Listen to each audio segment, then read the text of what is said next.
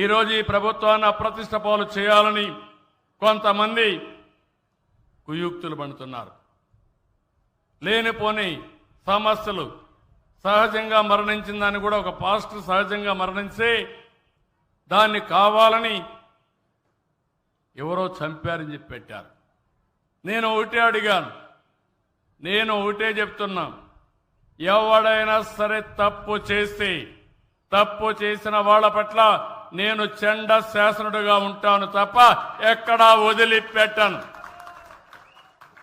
అదే సమయంలో రాజకీయం చేసి తప్పుడు ఆరోపణలు చేసి బురజల్లే కార్యక్రమం చేస్తే మాత్రం నేనంత ఈజీగా వదిలిపెట్టినా.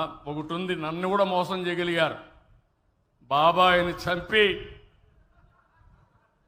గుండెపోటుగా చిత్రీకరించి తెల్లవారే కొందికి నారాసుర రక్త చరిత్ర చేసి ఆ తర్వాత ఎన్ని నాటకాలు చేశారో తమ్ముళ్ళు జ్ఞాపకం ఉందా అని మిమ్మల్ని అడుగుతున్నా. ఇప్పుడు అవే చేయాలనుకుంటున్నా.